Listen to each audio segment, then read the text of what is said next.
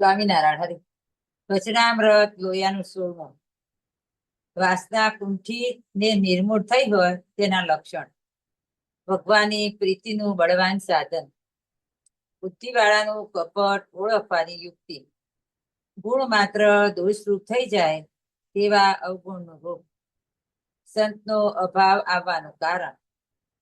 માન ટાળવાનો ઉપાય. સ્વામિનારાયણ હરિ.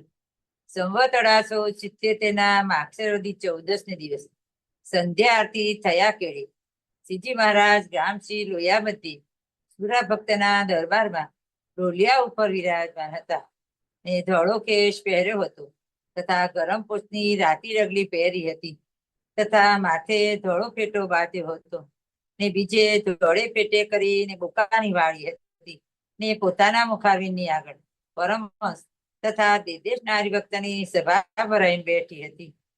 પછી શ્રીજી મહારાજ બોલ્યાજી, સર્વે પરમહંસ પરસ્પર પ્રશ્ન ઉત્તર કરો એમ કહીને પોતે જ પ્રશ્ન પૂછ્યો.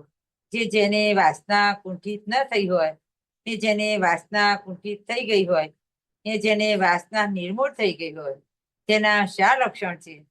પછી મુક્તાનંદ સ્વામીએ એ પ્રશ્નનો ઉત્તર કરવા માંડ્યો પણ થયો નહીં. ત્યારે શ્રીજી મહારાજ બોલ્યાજી, જેની વાસના કુંઠિત ન થઈ હોય તેના ઇન્દ્રિયોની વૃત્તિ વિષયમાં ચોંટી જાય તે પાછી વિચારે કરીને પણ નિસરે નહીં. અને જેને કુંઠિત વાસના થઈ ગઈ હોય તેની વૃત્તિ વિષયમાં તત્કાળ પ્રવેશ કરે નહીં. અને કદાચિત વૃત્તિ વિષયમાં પ્રવેશ કરી જાય ને તે વૃત્તિને પાછી વાળે તો તરત પાછી વળે પણ વિષયમાં આસક્ત થાય નહીં. અને જેને વાસના નિર્મૂળ થઈ ગઈ હોય તેને તો જાગ્રતની વિશેષ સુસુપ્તિની પેઠે વિષયનો અભાવ વર્તે. ને સારા નરસા જે વિષય તે બે સમાનપણે જણાય ને પોતે ગુણાતીતપણે વર્તે. શ્રી સ્વામિનારાયણ. પૂર્ણ પુરુષોત્તમ શ્રી સ્વામિનારાયણ ભગવાન સ્વતઃચિદ અનાદિ મહામુક્તરાજ બાપાશ્રી, અનાદિ મહામુક્તરાજ નાણમામા તથા લીલામાસી તથા સર્વે સંતો હરિભક્તોના ચરણોમાં કોટાન કોટી વંદન સહ જય સ્વામિનારાયણ.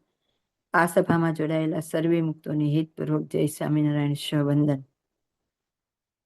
આજે આપણે ચૈત્ર સુદ એકાદશી, પરમ દિવસે ચૈત્ર સુદનો સ્વામિનારાયણ ભગવાનનો 244મો પ્રાગટ્ય દિવસ હતો. આપણે બધાએ સરસ રીતે ઉજ્યો, વધારે તો ઉપવાસ કર્યા. મહારાજનું પ્રાગટ્ય શેના માટે છે ખાસ તો આપણે એ જોવું જોઈએ. પ્રાગટ્યનો હેતુ શું હતો? પ્રાગટ્યના હેતુ ઘણા હતા, 6 હેતુ આપણને કીધા છે. પણ આપણા માટે શું છે? આપણા જીવનનું લક્ષ્ય શું હોવું જોઈએ? મહારાજ આપણને મળી ગયા, કૃપા થઈ ગઈ. હવે આપણે મહારાજની જે ઈચ્છા છે એને અનુરૂપ થવાનું છે. તો હવે આપણે વચનામૃતમાં જે આવે એ વાત કેવી હોય? તો કે મહારાજની રુચિની વાત હોય. હવે મહારાજને આજે પહેલી જ વાત હતો, વાસના કુંઠિત થઈ ન હોય, નિર્મૂળ થઈ હોય એના લક્ષણ. આપણે સાવ ઇઝીલી સમજવાની વાત જો કરવી હોય તો ડુંગળી લસણ આપણે જેને પહેલા કદાચ ચાખેલા હશે પછી મૂકી દે, થોડો વખત એને યાદ આવે, ક્યાંક વાસ આવે વઘારની તો કદાચ અંદરથી ઈચ્છા ઉઠી આવે. પણ પછી ધીમે ધીમે એવું થઈ ગયું કે એની વાસ હવે ન ગમવા માંડી તો એ નિર્મૂળ થઈ ગયા. અને કુંઠિત કઈ તો કે આપણે જયારે ટેક લીધી પછી આપણે મનને એમ કીધું ના આપણે નથી ખાવાનું, તો એ કુંઠિત થઈ, એટલે કે ઘસાણ. પણ નિર્મૂળ ક્યારે કહેવાય? તો કે હાવ નાશ પામી જાય. અત્યારે આપણને એની આમ વાસથી ઉલટી જેવું થવા માંડે. એવું દરેક વિષયમાં થઈ જવું પડે. હવે આપણને ડુંગળી લસણમાં એવું થયું ક્યારે? જ્યારે આપણે એને ખાવાની બંધ કરી ત્યારે. બહુ લાંબા પીરિયડ સુધી આપણે એનો અભ્યાસ ન થયો, એને ખાધી નહીં, એને ચાખી નહીં, ધીમે ધીમે એના પ્રત્યે આપણને અરુચિ આવી ગઈ. જો આપણે એવું રાખ્યું હોત કે વાર તહેવાર પ્રસંગ એવું રસોડું હોય ત્યારે ખાવાનું, અમુક સ્પેશિયલ આઈટમ હોય તો કે એના વગર ન સારી લાગે તો ખાવાની. બહાર જઈએ અને બધી એવું રસોઈ હોય તો કે બોલવાની તો આપણે ખાઈ લેવાની, તો કોઈ દિવસ કુંઠિત થાય નહીં. જ્યારે આપણે એને ટોટલી મનાઈ કરી દીધી આપણા મનને કે આજથી આપણે ડુંગળી ખાવાની નથી, ટોટલી મનાઈ કરવાથી મન ધીમે ધીમે પાછું પડ્યું. અને પછી મન સમજી ગયું કે હવે મને ક્યારેય ડુંગળી મળવાની નથી. મને એ દિશા બાજુનું જવાનું જ બંધ કરી દીધું. ઉપરથી એને એનો અભાવ આવ્યો. એમ દરેક વિષયમાંથી પાછા વળવા માટે શું કરવું પડે? તો કે આવી રીતે કડકપણે કામ લેવું પડે. એટલા વિષયનો આપણે નિષેધ કરતા જવું પડે, એનો નિયમ લેવો પડે. એટલે મહારાજે મધ્યના 16માં વચનામૃતમાં કીધું, બાપાશ્રીએ પહેલા ભાગની 89 વાર્તામાં કીધું, વૈરાગ્ય કરીને પણ જે વિષય ન જીતાય તે નિયમે કરીને જીતાય. કેટલી મોટી વાત છે. ભરતજીને ખરેખર વૈરાગ્ય જ હતો, તો એને આસક્તિ ન ગઈ. સૌભરી ઋષિને વૈરાગ્ય જ હતો, પણ અંતે એને પાછું વિષયમાં વૃત્તિ ગઈ. લગ્ન કર્યા, 5000 બાળકો થયા, આખું નગર વસાયું. એ ક્યારે? વૈરાગ્ય હતો, પણ એને નિયમ નહોતો. નિયમ વગર કંઈ પણ થાય નહીં. બધા જેટલા પડ્યા છે બધાને વૈરાગ્ય હતો, પણ નિયમ નહોતો. આપણે કાયમ એમને યાદ કરીએ જ છીએ. ચ્યવન ઋષિ કો, પરાશર ઋષિ કો, સૂર્ય કો, ચંદ્ર કો, કુબેર કો, નારદ કો, પર્વત મુનિ કો, જેટલા યાદ કરો એ બધા જે પડ્યા, બ્રહ્મા ને ઇન્દ્ર બધા નિયમ નહોતા ને એટલે વૈરાગ્ય તો હતા જ, પણ નિયમ નહોતા એટલે બધા પડી ગયા. એમ આપણે જેટલા વિષયનો ત્યાગ કરવો હોય એટલા વિષયના નિયમ લેવા પડે, કડકપણે પાલન કરવું પડે. એમાં પોલ રાખીએ તો મેળ પડે નહીં. જો આપણે છેલ્લો જન્મ કરવો જ હોય, જેને થઈ ગયો છે એની કઈ વાત નહીં, કરવો હોય, જેને એવું લાગતું હોય કે હું સાધક છું, હજી હું ઓન વે પથ ઉપર છું, તો એને શું કરવું પડે? તો કે સાવધાનીના વચનોને મગજમાં સતત ગુંજાવવા પડે. આપણે બાપાશ્રીનું એક વાક્ય યાદ રાખીએ, ભગોડી ભેંસનું દૂધ સારું ત્યાં સુધી મૂર્તિ મળે નહીં. હવે આપણી અંદર આપણે તપાસ કરી લેવો કે આપણને શું સારું શું નબળું લાગે છે, અને કેટલો ત્યાગ થાય છે ને કેટલો નહીં. એના ઉપર ચિંતન મનન નિધિધ્યાસ કરીએ એટલે આપણને ખ્યાલ આવે. પણ આપણે એવી જાગૃતિ ન હોય અને આમને આમ આપણું જીવન પૂરું થઈ જાય તો કંઈ ફેર પડે નહીં. મોટાને 1 કે 2 વાર 4 વાર બીજી વાર આવજો. અને એક ફાયદો એ છે કે જેટલો તમે અત્યારે વિષય જીત્યા હશે એટલા તમને નેક્સ્ટ ટાઈમ કામ આવે છે. એવું નથી કે આ વખતનું જીતેલું નકામું જાય છે. તો જેટલા વિષય જીતાતા જાય આગળ આપણને એટલા ઓછા નડશે. અને એટલે જ પ્રથમનું 14 અને મધ્યનું 25 બે વચનામૃત એવા છે. વાસનાવાળા ત્યાગી કરતા ગૃહસ્થ શ્રેષ્ઠ છે, જો એના ધર્મ સચવાય તો. તો એ ગૃહસ્થાશ્રમમાં હતા, પણ એને વિષયની આસક્તિ નહોતી, તો એ શ્રેષ્ઠ. અને ત્યાગી ભલે ત્યાગાશ્રમમાં હતા, પણ એને વિષયની આસક્તિ હતી, તો એને જન્મ આવે. એટલે એવું નથી કે બધા ગૃહસ્થને ન આવે, પણ જે એ રસ્તે ચાલે, પછી ભલે ત્યાગાશ્રમમાં છે એ ગૃહસ્થાશ્રમમાં, પણ જો બધી આસક્તિનો ત્યાગ કરે તો એને પણ આવી પ્રાપ્તિ થાય. અને એટલે જ કીધું છે ધર્મ, જ્ઞાન, વૈરાગ્ય અને ભક્તિ 4 સાધન પૂર્ણ થાય. મામાએ આપણને એમ કીધું કે એક મૂર્તિ સિવાય ક્યાંય લેશ માત્ર આસક્તિ નહીં, ત્યારે એને કહેવાય એકાંતિક. ત્યાં સુધી એકાંતિક ન કહેવાય. હવે 4 બાજુ તપાસ આપણે કરવાનું, પણ આપણે તો તરત જ કંઈક આવીને પકડી લઈએ કે આપણે તો ગૃહસ્થાશ્રમમાં છીએ. પણ બાપાશ્રીએ 152મી વાતમાં ગૃહસ્થને પણ 5 વિષયનો ત્યાગ કરવાની ચોખવટ કરી છે. આમ તો મધ્યના 16માં ક્યાંય ત્યાગી માટે શબ્દ જ નથી, પણ આપણે પાછા એવું હોય ને કે એ પકડી લેવું હોય, તો અહીં તો ગૃહસ્થ માટે શબ્દ ચોખ્ખો છે. મહારાજ કીધું છે કુંઠિત ન થયું, તે વિષયમાં જાય ખરી, પણ એની વિચારે કરીને, એટલે આવું ચિંતન મનન કરેલું હોય. એટલે આપણે નિયમ લીધો ધારો કે, પછી એવું નથી કે નિયમ તરત જ બધો સારધાર પડી જાય, વળી પાછો નિયમ તૂટે, વળી પાછો લેવાય, તો કે તરત એને વિચાર આવે પણ આ કરવું યોગ્ય છે, હું આ વખતે નહીં છોડું, અને હું હજી મારી રસના ઇન્દ્રિયને કે ગમે તે વિષયને વધારતી જઈશ, તો મારે બીજી વાર તો પાછી મને નડશે, અને જેટલું ઘાટું કરીશ એટલું જ મને તોડવું અઘરું પડશે. એવો વિચાર સતત આપણે આવી સત્સંગ ચર્ચાઓ થતી રહે, નબળી વાતોથી દૂર રહીએ, નબળા સંગથી દૂર રહીએ, તો આપણો આગળ પ્રગતિ થાય. અને છેલ્લે કહી દીધું કે જેને નિર્મૂળ થઈ ગયો એને તો કે સારા નરસા 5 વિષય સમ થઈ જાય, એને તો ખરેખર સમય ન થાય. એને તો નબળો વિષય હોય ને એમાં આનંદ આવે.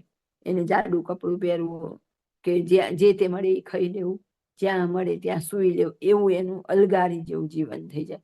એને સારું કરવાનું કે સારું પહેરવા ઉઠવાનું હરવા ફરવાનું આવે તો એને મૂંઝવણ થાય, એને ખરેખર જીતાણી કહેવાય. એટલે કીધું છે ને કે વિષય જે છે એના વિશે સંયમી પુરુષો સૂતેલા છે, અને વિષય જીવો જાગેલા. અને જેમાં સંયમી પુરુષો જાગેલા છે એમાં વિષય પુરુષો સૂતેલા છે.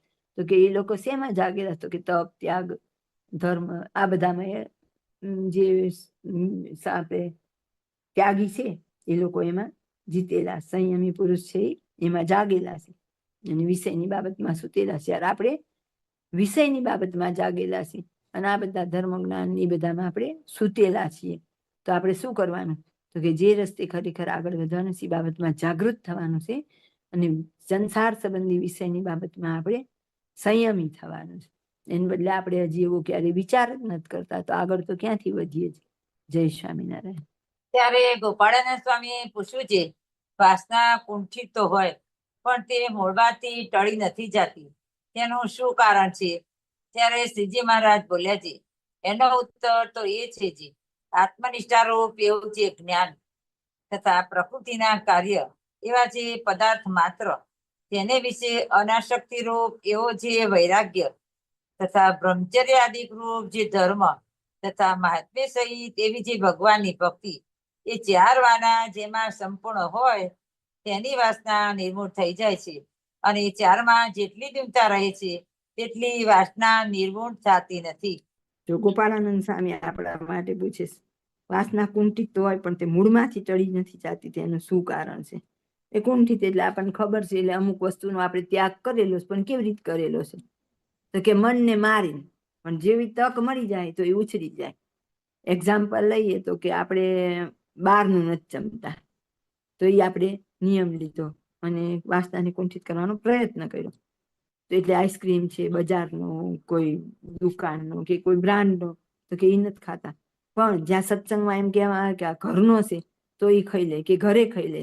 તો જો આપણે એને વૈરાગ્ય નથી, તો આપણે તક તો ગોતી જ લીધી, એનો ઓપ્શન તો ગોતી લીધો. પછી એમ કહીએ કે આ મંદિરમાં મળે છે, ત્યાંથી લાવીને વસ્તુ જમીએ છીએ આપણે, તો એટલે આપણી વાસના ક્યારેય ઘસાતી નથી.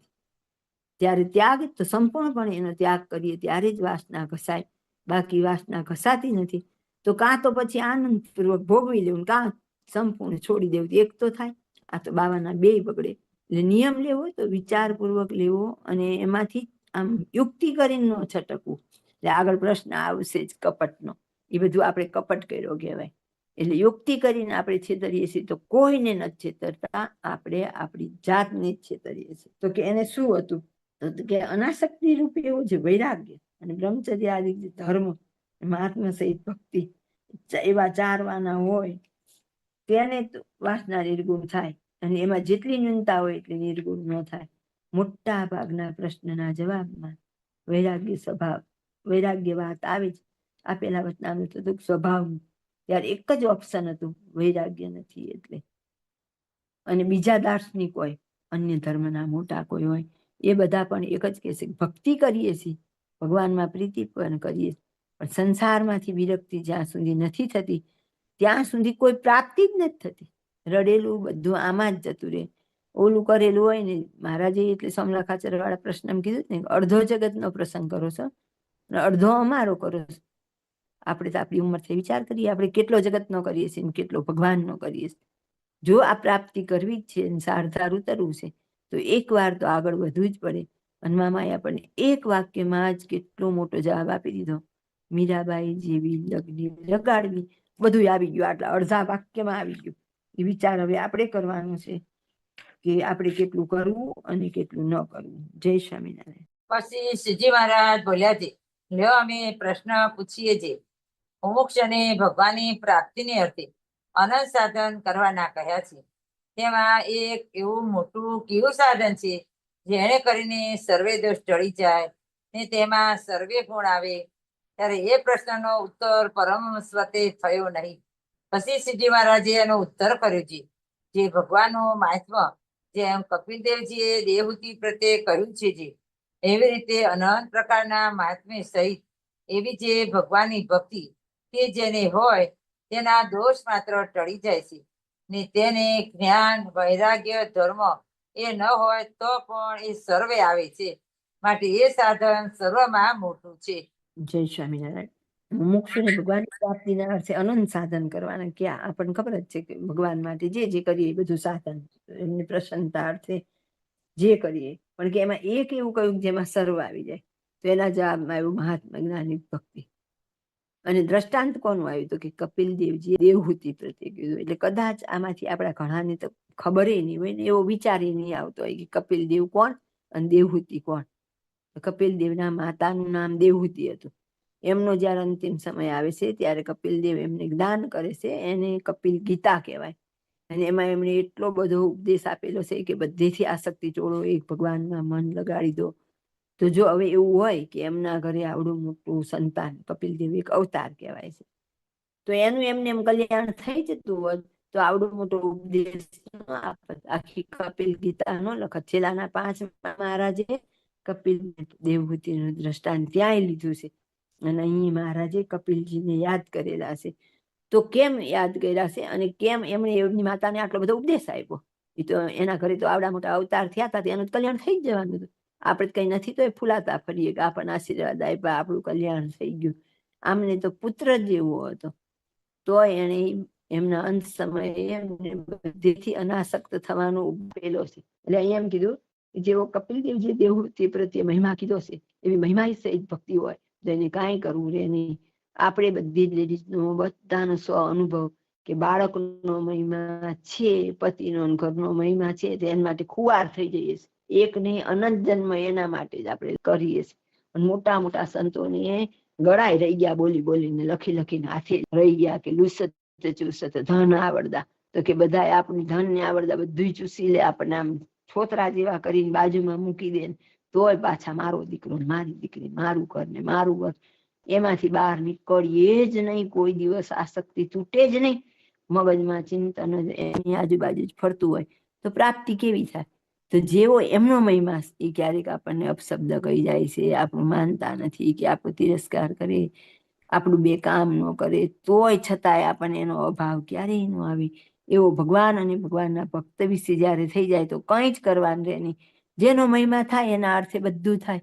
આપણને એક બાળકનો મહિમા છે તો હું કાયમ યાદ કરાવું છું કે એને 9 મહિના પ્રેગ્નન્સીમાં બેઠવાના, જન્મ દેવાની કહેશે, સૌથી આકરી વેદના એ છે તોય સહન હસતા હસતા કરવાની. પાછી એમ એ પીડા સહન કર્યાના પેંડા વેચાય પાછા, અને હસતા હસતા સહન કરીને પછી પાછા એમને વેંધારવાના, તે મરીએ ત્યાં સુધી. અને પાછી આખી જિંદગી નીતિ અનિતિથી ભેગું કરેલું ધન પાછું એમને દઈને જવાનું, ને એનો પાછો સંતોષ. આપણે છોકરાઓને આટલું આટલું દીધું એવો સંતોષ. અને એવું જ્યારે થાય તો પછી આવું જ બધું ભગવાન અર્થે થાય. જો એટલો ખાલી સંતાન જેટલો મહિમા મહારાજમાં થઈ જાય તો એકે સાધન કરવું જ ન પડે. પછી તો મહારાજ કેમ પ્રસન્ન રહે, બસ મહારાજના ગમાણ ગમાનો જ ખ્યાલ રહે. આપણે તો ના મારા છોકરાને આવું શાક ન ભાવે, ને આવું જ ભાવે, આમ જ ભાવે, આ જ ભાવે, આવું કપડું ગમે, સતત એનું ચિંતન હોય છે, ને એના મય થઈને જીવીએ એવું ભગવાનનું થઈ જાય. પછી શું એના મય જ જીવન રહે, અખંડ સ્મૃતિ છે રે, અને આજ્ઞા બધી પડે કે ના મહારાજને આ ન ગમે, હું આમ કરવું ન ગમે, આ કરવું ન ગમે. પછી મહારાજ જેમ મહારાજ વાલા એમ મહારાજના મુક્તોય વાલા થઈ જાય. પછી તો આપણને છોકરું વાલું હોય તો એના ફ્રેન્ડ હોય જેની જોડે રમવું નહીં ગમે એનો આપણે ખ્યાલ રાખીએ કે ના ના એની જોડે આને બહુ ફાવે, એને મામાને ઘેર ફાવે જ લઈ જાય, કાકાને ઘેર ફાવે જ લઈ જાય, એને જ્યાં ફરવાનું ફાવે ત્યાં લઈ જાય, એ લોકો મોલમાં રમાડવા લઈ જઈએ, અને બગીચામાં લઈ જઈને કેટલો સમય ને શક્તિ આમ હોમી દઈએ છીએ. જન્મોના જન્મો હોમી દીધા એમની પાછળ. તો એવું ખાલી મહારાજ માટે થઈ જાય, એક જન્મમાં પાર આવી જાય. ઓલાએ તો કદાચ મહારાજે તો સમુદ્રના પાણી જેટલું દ્રષ્ટાંત આપ્યું, અને એમ કીધું જેટલી કૂતર્યું, જેટલી બિલાડી, જેટલી વાનરી, દરેકના પેટ જન્મ લીધો તો અહીંયા ઉભા છે. પણ આવું એક જ જન્મ ખાલી મહારાજ માટે કરીએ તો અક્ષરધામના મુક્તોની મંડળીમાં બેઠા હોઈએ, પણ બસ આટલું જ મહિમા કરવાનો, બધું કામ પૂરું. પણ એ જ નથી થતું. બધું થાય ભગવાનમાં. અરે ભગવાનનું ઘરમાં સોનાનું મંદિર એક વખત બનાવી લઈએ, મૂર્તિઓ મોટી મોટી કોઈ એવડી બનાવી લઈએ, પણ એની અનુવૃત્તિમાં રહેવાની વાત નહીં નહીં નહીં. એમ જે અહીં એક જ જવાબ આપ્યો, મહિમા યુક્ત ભક્તિ થાય એમાં બધું જ સાધન આવી જાય. કારણ કે પછી તો મહારાજની મરજી જ એનું જીવન બને, એને કઈ બીજું કહેવાનું રહે જ નહીં. એ તો આમ ઘણા આપણા એવા હોય ને, આપણે કેવું કપટ, એટલે આપણી મન આરે આપણે છેતરપિંડી કરતા હોઈએ. એમ કે ભગવાન આ મારી અરજી છે, તારી મરજી હોય એમ કરજે. પણ નહીં, જે ખરેખરો આશ્રિત હોય એમ કે અરે મારી અરજી નહીં, તમારી મરજી એ જ મારી મરજી. અને એથી આગળ હોય ને એ તો એમ કે મારી અરજી એવી છે કે જેવી તમારી ઈચ્છા છે ને એવી હું બનું. એને કહેવાય કે તમારી જે ઈચ્છા હોય એ રીતે મારું જીવન બને. એવા આપણે એના આશ્રિત થવા જોઈએ, અનન્ય આશ્રિત કહેવાય એને. એક મહાત્મા જ્ઞાની ભક્તિ આવે એમાં બધા જ સાધન આવી જાય. અને એટલે આપણે કઈ નિર્વિકલ્પ ઉત્તમતી નિશ્ચય તવ ઘનશ્યામ, એમાં કઈ મહાત્મા જ્ઞાની ભક્તિ તવ એકાંતિક તવ દાસ, મને એવો તમારો દાસ બનાવો અને મને તમારી મહિમાયુક્ત ભક્તિ આપો. એટલે ગઈશ. પણ કેવું હોય, અહીંથી લીટી ચાલુ થાય અને અહીં લીટી પૂરી થાય એ લીટી, એટલે આપણે આગળ વધતા નથી. દરેક જે બોલીએ, જે કરીએ સભાનતા સહિત વિચારપૂર્વક કરવામાં આવે તો એ સાધન આપણું ફળીભૂત થાય. જય સ્વામિનારાયણ. અને વળી શ્રીજી મહારાજે પ્રશ્ન પૂછ્યો છે, જે કપટી હોય ને તે બુદ્ધિવાળો હોય, માટે પોતાના કપટને જણાવવા દે નહીં. તેનું કપટ કઈ રીતે કળાય તે કહો. ત્યારે એનો ઉત્તર બ્રહ્માનંદ સ્વામીએ કર્યો છે, જેની બેઠક ઉઠક તે જે સત્સંગીનો દેશી હોય ને સદગુણને ભગવાનનું ઘસાતું બોલતો હોય, તે પાસે હોય તેને કરીને તે ઓળખાય, પણ બીજી રીતે તો ન ઓળખાય. પછી એ ઉત્તરને શ્રીજી મહારાજે માન્યો. એમ કે કપટી હોય બુદ્ધિવાળો હોય, એનું કપટ કેમ જાણવું? એટલે આજે આપણે કીર્તન હતું ને, કપટી ન તરે રે મહારાજ શરણ આય સબી તરે. તો કે ગમે એવો જીવ હોય એની શરણે આવે ને તો મહારાજ એને તારી દે, પણ એક જે કપટ કરે છે એ ક્યારેય તરે નહીં. એટલે બધા દોષમાં અને સૌથી અગત્યનો દોષ કીધેલો કે મહારાજ અને મુક્તો પાસે આપણે કપટ ન કરવું.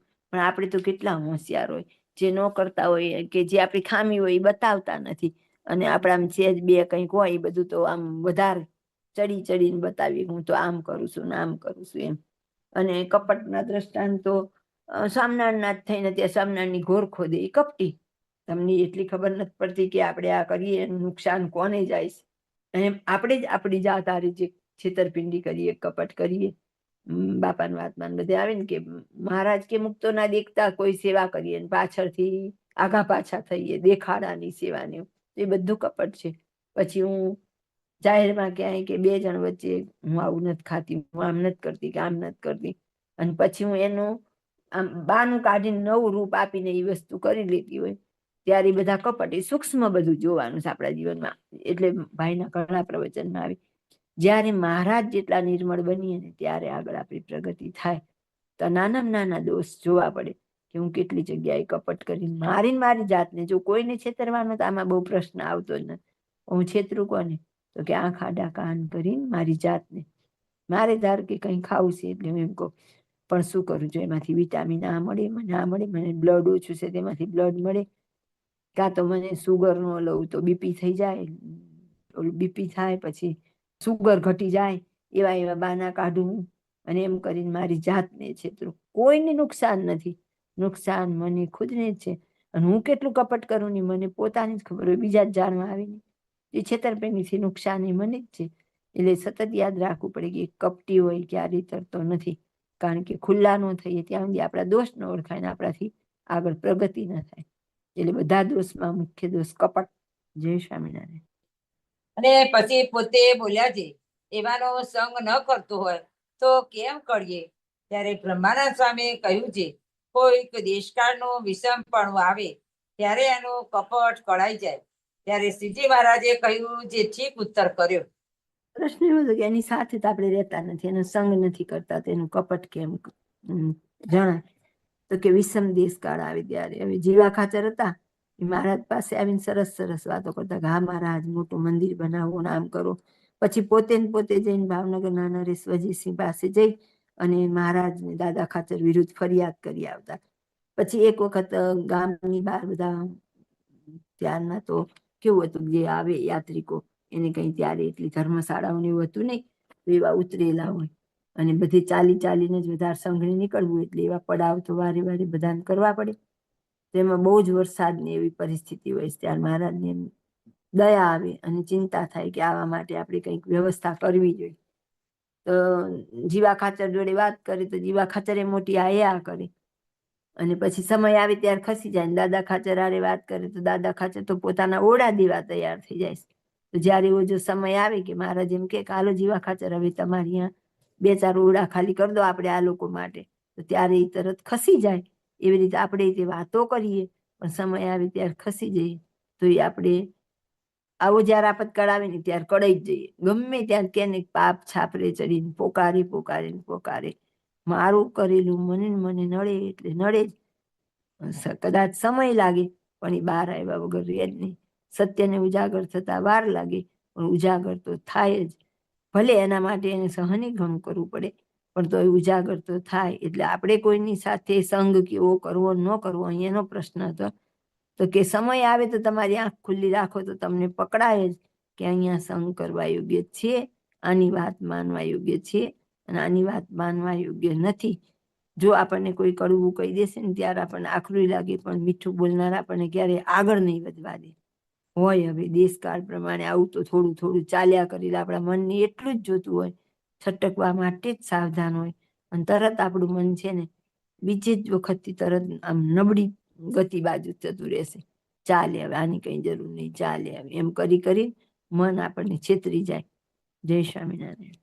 અને વળી શ્રીજી મહારાજે પ્રશ્ન પૂછ્યો છે, એવો કયો એક અવગુણ છે કે જેણે કરીને સર્વગુણ માત્રથી દોષરૂપ થઈ જાય છે તે કહો. ત્યારે શ્રીપાદ દેવાનંદ સ્વામી બોલ્યા છે, ભગવાનના ભક્તનો જે દ્રોહ કરે તેના જે સર્વગુણ તે દોષરૂપ થઈ જાય છે. પછી શ્રીજી મહારાજ બોલ્યા છે, એ ઉત્તર પણ ખરો, પણ અમે તો એનો ઉત્તર બીજો ધાર્યો છે. જે સર્વે ગુણે સંપન્ન હોય ને જો ભગવાનની અલિંગ સમજતું હોય પણ મૂર્તિમાં ન સમજે, એ મોટો દોષ છે. એને કરીને એના બીજા સર્વગુણ તે દોષરૂપ થઈ જાય છે. જય સ્વામિનારાયણ. આગળ હતી એક ગુણની વાત, હવે અવગુણની વાત. એક સાધન તો કે મહાત્મ્ય જ્ઞાની ભક્તિ, અને કે એક અવગુણ કેવો. તો પહેલા જવાબ એવો છે કે ભગવાનનો ભક્તનો દ્રોહ. એ વાત સાચી જ હતી, પણ મહારાજને આવો બીજો જવાબ કરાવડાવવો હોય મહારાજ પાસે, એટલે એવી રીતે જવાબ આપે. તો કે આ શ્રીપાદ દેવાનંદ સ્વામી એમણે જ જ્યારે મહારાજને અમદાવાદનો સુબો બોલાવે છે, મહારાજ જાય છે ત્યારે તેલનું કડાયું ઉપર એમણે એવી ગોઠવણ કરી હોય કે મહારાજ ગાદીમાં બેસે એ સીધા તેલમાં પડી જાય. ત્યારે સુબાઈ એવું કીધું હોય છે કે અંદર એકલા સ્વામિનારાયણ ને જ આવવા દેવાના, બીજાને નહીં આવવા દેવાના. ત્યારે આ શ્રીપાદ દેવાનંદ સ્વામી સાથે ગયા હોય છે. એ બાર એનો ઓલો જે સિપાહી હોય ને રોકે કે અંદર તમારે ન જવાનું. ત્યારે આ સ્વામી છે ને એનો હાથ ખેંચીને ખસેડીને પોતે અંદર ગરી જાય છે. અને પછી જ્યારે કપટ ઉઘાડું થાય છે, જો અત્યારે કપટની ઉપર વાત હતી ને, તો એને એ કપટ જ કર્યું હતું ને. પછી કપટ ઉઘાડું થાય ત્યારે આ સ્વામીને ગુસ્સો આવી જાય. સ્વામી એમ બોલે છે કે અત્યારે ને અત્યારે અમદાવાદને અટ્ટનસો પટ્ટન કરું, એમ ધૂળમાં મેળવી દઉં પોતાની શક્તિથી એમ. ત્યારે મહારાજ કહે નહીં નહીં નહીં. પછી મહારાજે કીધું ને મારા આશ્રિતનો શ્રાપ કોઈને નહીં લાગે. જૂના બધા શાસ્ત્રો છે ને જૂના બધા જે અવતારો આવેલા છે ને એમાં એકબીજાને શ્રાપ દીધા છે ને માયરા છે ને કાપ્યા છે ને એવું જ કર્યું છે. જ્યારે મહારાજે આવીને તો એક પણ શ્રાપ આપ્યો નથી, અને મહારાજે તો એવું કહી દીધું મારા આશ્રિતનો શ્રાપ કોઈને નહીં લાગે એમ. મારો આશ્રિત હશે ને એ કોઈને શ્રાપ આપશે તો શ્રાપે નહીં લાગે, એવા આશીર્વાદ મહારાજે આપીને એવું પ્રોમિસ આપી દીધું આપણને. એટલે અહીંયા એમ કીધું કે ભગવાનના ભક્તનો દ્રોહ કરે ને તો એનામાં બધા દોષ છે એમ, પણ ના પાડે છે મહારાજ કે એ નહીં, અલિંગ સમજે એટલે કે નિરાકાર સમજે, એ સૌથી મોટો દ્રોહ છે. મહારાજને અતિશય અભાવ છે નિરાકારવાદી ઉપર. તો સમાજવાદી પ્યોર નિરાકારવાદી, કબીરપંથી અખા, જૈનમાં અમુક પંથ નિરાકાર, મુસ્લિમમાં અમુક નિરાકાર, ઘણા અત્યારે દાદા ભગવાન બધા આમ મૂર્તિમાં ને, પણ એ બધાનું કેવું એવું છે કે જે દિવ્ય સ્વરૂપે ભગવાન છે અહીંયા આવે ત્યારે આવું સગુણ સ્વરૂપ ધારણ કરે છે, સાકાર મૂર્તિ ધારણ કરે છે, પણ એમ કે ઓરિજિનલી બધા નિરાકાર. એવા ઘણા બધા પંથ છે કે જે નિરાકારને માને, અને આપણે કોઈ સમજીએ નહીં, ટાઈમ પાસ માટે આ વ્યક્તિ હારી વાત કરે છે ને આ હારી વાત કરે છે, એનું ઉપદેશ ગ્રહણ કરવા બેસી જાય. આજે એક વસ્તુ ગ્રહણ કરીએ પછી કાલ બીજી, એમ કરતા કરતા કરતા આપણને ખુદને ખબર ન રહે કે આપણને એના બધા સિદ્ધાંત અંદર કરી ગયા, અને પછી આપણું જીવન એવું બની જાય. એટલે મહારાજને સૌથી વધારે જો અરુચિ હોય તો કોઈ ભગવાનને નિરાકાર કે એમાં સૌથી વધારે એમની અરુચિ છે. જય સ્વામિનારાયણ. અને વળી શ્રીજી મહારાજે પ્રશ્ન પૂછ્યો છે, સંતનો અભાવ શાણે કરીને આવે છે તે કહો. પછી એનો ઉત્તર પરમહંસે કરવા માંડ્યો પણ થયો નહીં. ત્યારે શ્રીજી મહારાજે એનો ઉત્તર કર્યો છે, જેને માન હોય તેને સંતનો અભાવ આવે છે.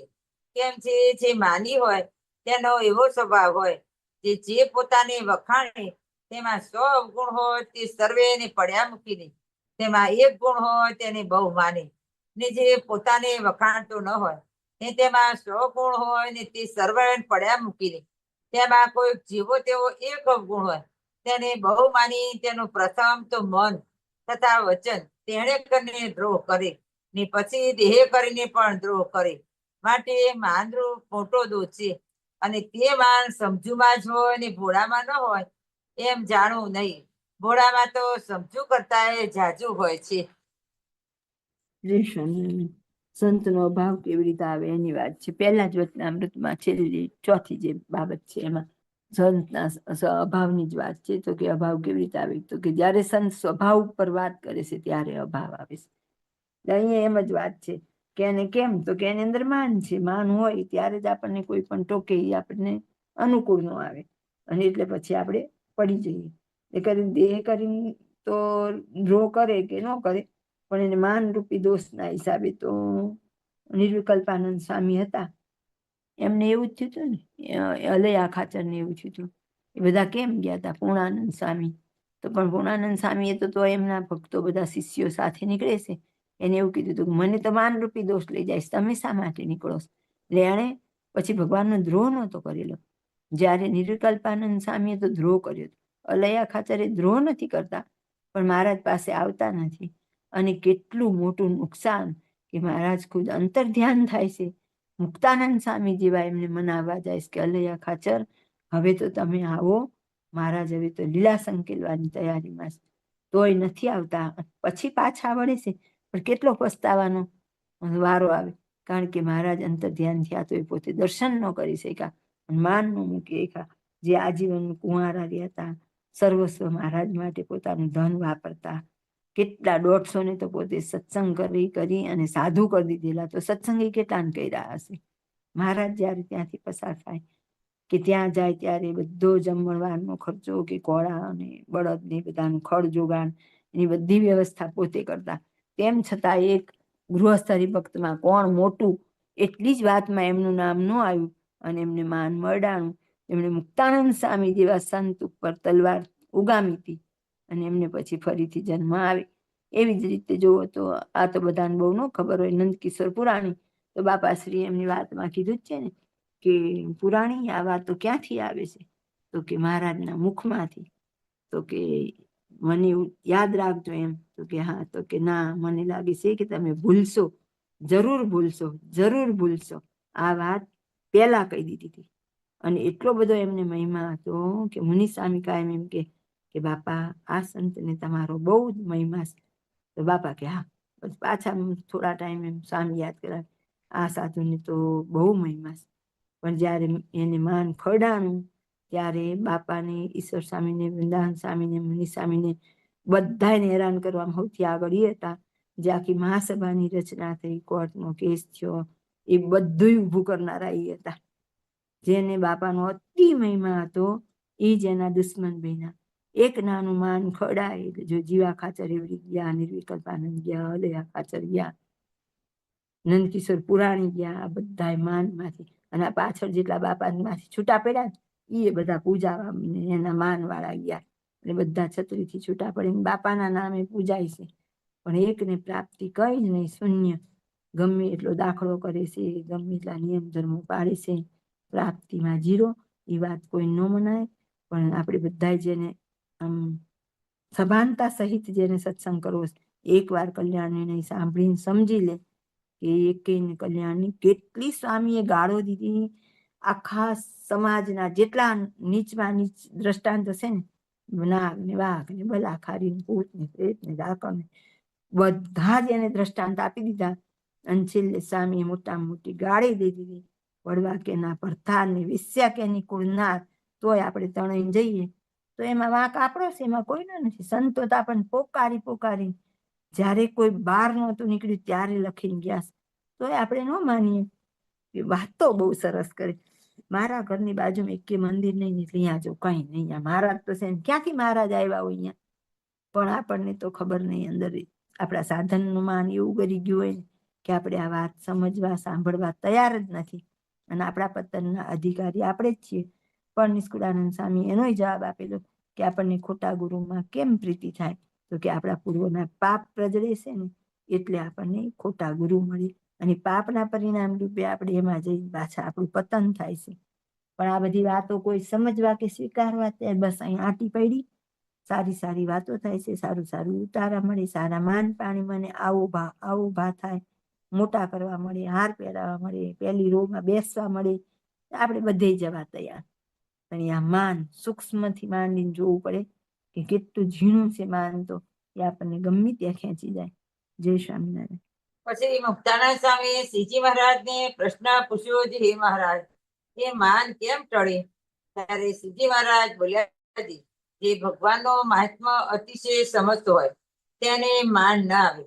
કેમ છે જુઓ ને, ઉદ્ધવજી કેવા ડાયા હતા ને નીતિશાસ્ત્રમાં કુશળ હતા ને દેહ કરીને રાજા જેવા હતા. પણ જો ભગવાનનો મહાત્મા સમજતા હતા તો ગોપીઓને વિશે ભગવાનનો સ્નેહ જોઈને તેને આગળ પોતાનું માન ન રહ્યું ને એમ બોલ્યા છે, એ ગોપીઓના ચરણની રજ જેને અડતી હોય એવા જે વૃક્ષ લતા તૃણ ગુચ્છ તે માલો હું એક થાવ. અને તુલસીદાસજીએ કહ્યું છે જે, તુલસી જાકે મુકન સે ભૂલીએ નિક્ષેરા તાકે પક્કી પહેનિયા મેરે તન કી ચામ.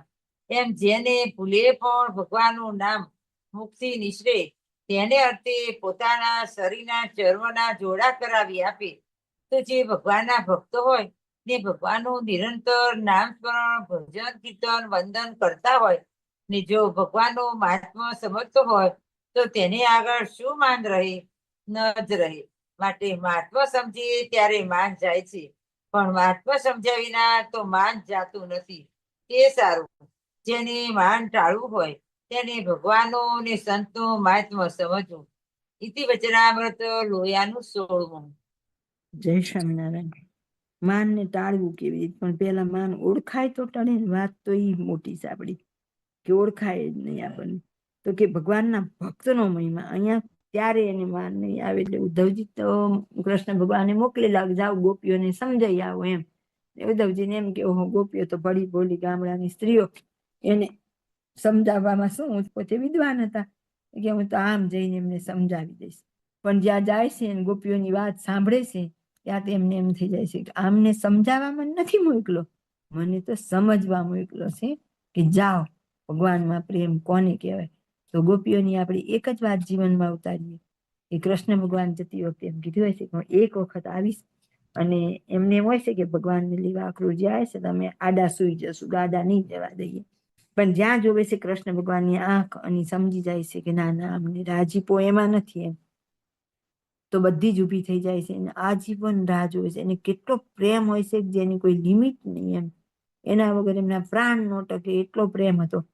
તો એમની એક આશા હતી, કૃષ્ણ ભગવાને કીધું છે ને એટલે એકવાર જરૂર આવશે. એટલા માટે એમણે દેહ ટકાવેલો. એમ કહેવાય છે કે એ જમાનામાં 100 વર્ષ પછી કૃષ્ણ ભગવાન આવેલા. એટલા નજીક જ હતા તો એ ક્યારે આવ્યા નહોતા, તો એ ગોપીઓને એના પ્રત્યે ધોખો નથી થયો. આમ કટુ વચન નથી બોલ્યા, તમને તમારી કઈ પડી નથી ને આમ તેમ. ગોપીઓનું ક્યાંય એવું કઈ બહુ એમનો મહિમા ન દેખાય, પણ તો એ ગોપીઓને એવો મહિમા હતો. ત્યારે ઉદ્ધવજીને એમ થયું કે ઓહો, આ લોકો પાસે તો મારું કઈ જ્ઞાન નથી. અને પછી એમ કે છે કે મને અહીંયાની આજે નીચે જમીનમાં ઘાસ ઉગે ને એ કંઈક બનાવો કે આ ગોપીઓની રજ મને અડે. એને પછી ભગવાનના ભક્તનો મહિમા થયો. ભગવાનનો તો હતો પણ ખરું એમને ત્યારે સૂક્ષ્મ અંદર રહી ગયેલું હશે, જે માની ત્યારે નીકળ્યું કે જ્યારે એને ભગવાનના ભક્તનો મહિમા સમજાણો. આપણે સમજવું હોય ને તો આપણે તો હમણાં જ આવતા મહિને જ ખબર પડી જાય.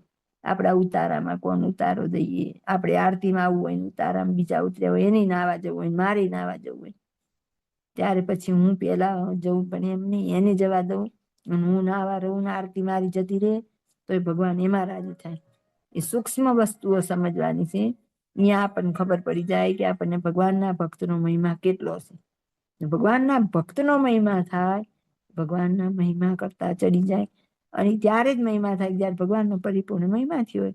ત્યારે આપણને એવું ખબર હોય કે મારા મહારાજ આમાં રાજી છે, ત્યારે આપણે પ્રેમથી એની સેવા કરી શકીએ. જય સ્વામિનારાયણ. રહસ્યાર્થ પ્રદીપિકા ટીકામાં પ્રશ્ન 8 છે. તેમાં પહેલામાં શ્રીજી મહારાજે અકુંઠિત, કુંઠિત અને નિર્મૂળ વાસનાના લક્ષણ કયા છે. બીજામાં આત્મનિષ્ઠા, વૈરાગ્ય, બ્રહ્મચર્ય અને માધ્ય સહિત તમારી ભક્તિ એ 4 વાના સંપૂર્ણ હોય તો વાસના નિર્મૂળ થઈ જાય છે. ત્રીજામાં અમારી માધ્ય સહિત ભક્તિ હોય તો દોષ માત્ર ટળી જાય અને જ્ઞાન, વૈરાગ્ય, ધર્મ તે આવે. ચોથામાં અને પાંચમામાં કપટીનું કપટ જાણવાનો ઉપાય કર્યો છે. છઠ્ઠામાં અમને મૂર્તિમાં ન સમજે તેના સર્વે ગુણ દોષરૂપ થઈ જાય છે. સાતમામાં માને કરીને સંતનો અભાવ આવે છે. તે માન ડાયાથી ભોળામાં જાચું હોય છે. આઠમામાં અમારું ને સંતનું મહાત્મ્ય સમજે ત્યારે માન જાય એમ કહ્યું છે. 7 બાબતો છે. ઇતિ રહસ્યાર્થ પ્રદીપિકા ટીકા સમાપ્ત. જય સ્વામિનારાયણ. વચનામૃતમાં પહેલી જતી વિષય ખંડનની વાત, કુંઠિત અને નિર્મૂળ. તો આપણે વિષયને થોડુંક આ બધા માનની બધા ઉપર બાપાશ્રીની એક વાતનું મનન કરીએ. વાર્તા નંબર 168. જય સ્વામિનારાયણ. બાપાશ્રીની વાત ભાગ 1, વાર્તા 168. સંવંત 1973 વૈશાખ સુધી 12ને રોજ સવારે સભામાં પ્રથમ પ્રકરણનું 33મું વચનામૃત વંચાતું હતું. તેમાં મૂઢપણું, પ્રીતિ અને સમજણ એ 3 પ્રકારના આશ્રયની વાત આવી. ત્યારે બાપાશ્રી બોલ્યા છે, મૂઢપણું, પ્રીતિ અને સમજણ, તેમાં મૂઢપણું ક્યારે કહેવાય? તો જ્યારે પોતાના વ્યવહારની ખબર પણ રહે નહીં ત્યારે મૂઢપણું ખરું કહેવાય. એમ કહીને પછી અમદાવાદના સોમાભક્તને કહ્યું છે, તમારે મૂઢપણું છે? ત્યારે તે કહે છે, હા બાપા. ત્યારે બાપાશ્રી બોલ્યા છે, તમને પગાર કેટલો મળે છે તેની ખબર છે કે નહીં? ત્યારે તે કહે છે, એ તો ખબર છે. ત્યારે બાપાશ્રી બોલ્યા છે, બીજાના પગારની ખબર હોય, આપણી ખબર હોય પણ બીજાની ખબર રાખતા હોય. એટલે આપણે આમાં જોતું જવું કે આપણે કયા ભક્તમાં આવીએ છીએ. જય સ્વામિનારાયણ. ત્યારે બાપાશ્રી બોલ્યા છે, પોતાના વ્યવહારની અને દેહની બીજા ખબર રાખે અને કુંડાળના કલાભક્તની પેઠે ઉગમણા આથમણાની ખબર પણ રહે નહીં ત્યારે ખરું મૂઢપણું જાણવું. મહારાજમાં ને મુક્તમાં પ્રીતિ થાય ને બીજે ક્યાંય પ્રીતિ ન રહે તે પ્રીતિનું લક્ષણ છે. તે પ્રીતિનો તો કાંઈક પત્તો લાગે ખરો, પણ મૂઢપણાનો પત્તો લાગે તેમ નથી. એ તો જ્યારે ભોજા ભક્ત જેવું થાય, જે કોઈક મરી જાય તેની પણ ખબર રહે નહીં. અને પાટડીના નાગજીભાઈ કાકરવાડીએ નાહવા ગયા હતા. તે ક્યાંય બીજે રસ્તે ચડી ગયા. તે ઝીણાભાઈને કુવે જઈને બળદેશ્વર મહાદેવ આગળ પૂછ્યું છે, કાકરવાડીએ ક્યાં થઈને જવાશે? પછી હરિજનો ત્યાં પહોંચાડી ગયા. તે જેને ઉગમણા આથમણાની ખબર નહીં એવા છે. એવું થાય ત્યારે મૂઢપણું કહેવાય. અમારે અહીં કલ્યાણ ભક્ત હતા. તે અમદાવાદથી આચાર્ય શ્રી અયોધ્યા પ્રસાદજી મહારાજ પધાર્યા. તેમને કહે છે, આ સ્વામિનારાયણ છે, પણ એવી ખબર નહીં જે આચાર્ય મહારાજ છે. આ મૂઢપણું કહેવાય. તેથી તો પ્રીતિનું અંગ કરવું તે સુગમ છે. પછી વાત કરી છે, આજ આ મુક્ત સખા ભાવે વર્તે છે, તો તમે બોલવા ચાલવામાં, બેસવા ઉઠવામાં, પ્રશ્ન ઉત્તરમાં સુખ લો છો. એવું સુખ જો સદગુરુ શ્રી નિત્યાનંદ સ્વામી તથા સદગુરુ શ્રી નિર્ગુણદાસજી સ્વામીના જેવી આકરી પ્રકૃતિ રાખી હોય તો ન આવે અને પ્રશ્ન પૂછવો પણ કઠણ થઈ પડે. આજ તો તમને સુખ આપવા સારું સખા ભાવે વર્તીએ છીએ. આ સભા બેઠી છે તે સ્થળ પણ પવિત્ર છે. તે જ્યારે અમે અદ્રશ્ય થઈશું તે પછી પણ આ સ્થાનમાં દર્શન કરશે તેને આ સભા સાંભળી આવશે ને ઘાટ સંકલ્પ ટળી જશે ને ધ્યાન કેવા સરસ આશીર્વાદ આપેલા છે કે અત્યારે કોઈ આવશે એને પણ આવું સુખ મળશે. જય સ્વામિનારાયણ. ને ધ્યાન કરશે તેને મૂર્તિનું સુખ આવશે ને કામ, ક્રોધ, માન આદિ સર્વે અદ્રશ્ય થઈ જશે અને જ્યાં જુએ ત્યાં મૂર્તિ દેખાશે. એવો આ સ્થાનનો મહિમા છે. માટે આવા મોટાને પ્રસન્ન કરવા અને અમારો સિદ્ધાંત શો છે તે જાણીને તે પ્રમાણે વર્તવું. મોટા મોટા વનમાં રહેતા, તે કૂતરું ભસે તે પણ સંભળાય નહીં એટલા તો છેટે રહેતા અને વૃક્ષને છાંયે પણ બેસતા નહીં અને માખ મચ્છર કરડે તે પણ સંભાળતા નહીં અને ભિક્ષા માગવા જાય તે ક્યારેક અન્ન મળે ને ક્યારેક ન મળે ને વસ્ત્ર પણ મળે નહીં એવી રીતે રહેતા. તેવો ખટકો રાખવો. આ વચનામૃત છે તે ચિંતામણી અને કલ્પતરુ જેવા છે. તે જે વાતનો પ્રસંગ નીકળે છે તે જ વાત તેમાં આવે છે. આપણે પંચ વિષયના અભાવની વાત કરતા હતા તે જ વાત આવી છે. શ્રીજી મહારાજનો રાજીપો જે પંચ વિષયનો અભાવ કરે ને પુરુષ પ્રયત્ન કરે તે ઉપર જ થાય છે અને પછી કૃપા કરે છે. જો કેટલું ચોખ્ખું કીધું, બે કીધું, પુરુષ પ્રયત્ન કીધો ને પંચ વિષયનો અભાવ તો કીધો જ છે, અને તે ઉપર જ રાજીપો થાય ને કૃપા પછી શબ્દ વાપરો, પછી કૃપા કરે છે. જ્યાં સુધી કૃપા થતી જ નથી, આ બે કરવાનું કામ આપણું છે, અને પછી કૃપા કરવાનું મહારાજ અને મુક્તોનું કામ છે. માટે પંચ વિષયનો અભાવ કર્યા વિના છૂટકો નથી. તે 100 જન્મે કે 1000 જન્મે કે લાખ જન્મે પણ એનો અભાવ કર્યા વિના છૂટકો નથી.